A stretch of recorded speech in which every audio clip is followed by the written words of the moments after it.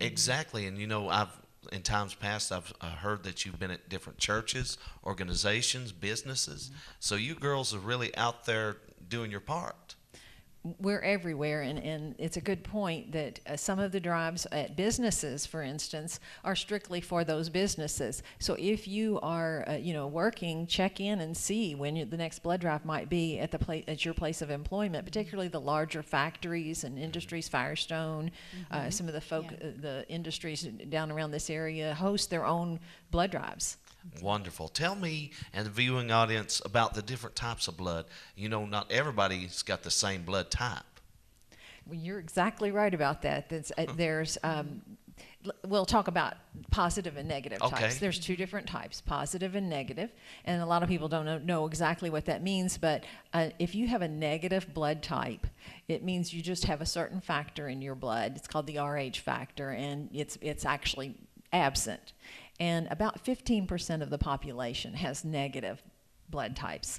And then you have the O types, the Bs, the ABs, and the As. So you have O positive, O negative, A positive, A negative, and so on. The rarest type is AB negative. AB negative. And the most common is O positive. Okay. The interesting thing is O negative is what people would normally call a universal donor, because negative blood types can go to positive blood types, but people who have negative blood cannot receive blood from a positive donor. O negative donors their blood can go to anybody without any issue, but they can only receive O negative. That is back. amazing. But O negative is the type of blood doctors will reach for in an emergency when there's no time to cross match. And we've heard a lot about the need for blood just this spring with the Boston bombing and the Oklahoma tornadoes and that sort of thing. Blood on the shelf made it possible to save lives then. And if you don't have it on the shelf when it happens, there's going to be a greater loss of life. So that's our message is you can't wait for something to happen. It has to be there. So the only way it can be there is if you are a good eligible donor, you're healthy, is if you share that every 56 days or as often as you can. Right. Now, have you got some people that's steadfast, that they always show up and they're ready to donate blood? We sure do. They're every 56-day donors, but I can tell you also that on average, do you want to guess how often our average donor gives in a year's time?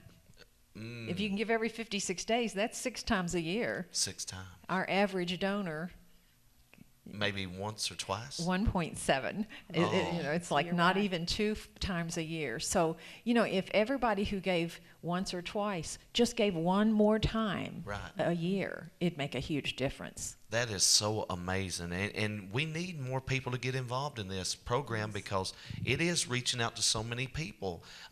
People don't realize the units of blood that is used in a hospital in a day's time. Exactly. People's got surgeries, different things like that. Like you was talking about the cancer patients. People need blood.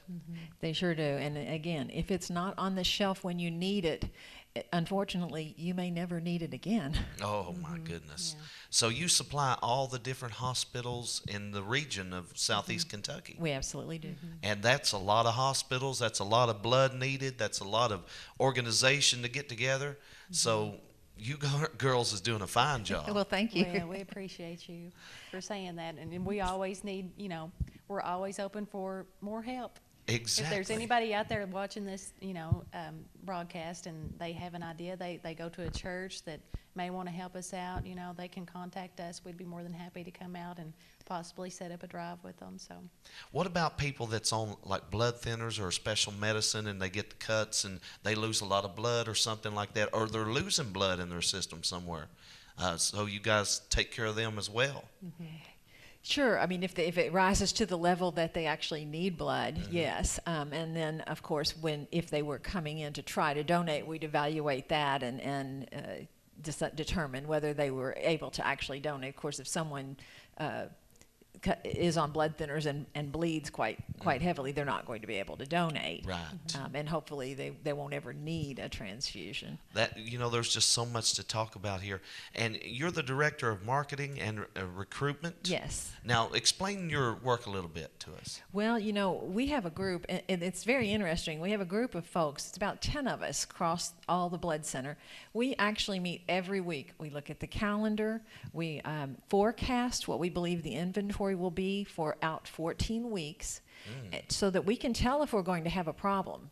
And right now we know, for instance, after looking at it yesterday at our meeting, that August, we're going to take a big decline in our blood inventory, and it could be a real problem if we don't get out and get the word out, get some more blood drives scheduled, and get more donors committed to coming in towards the end of July and August.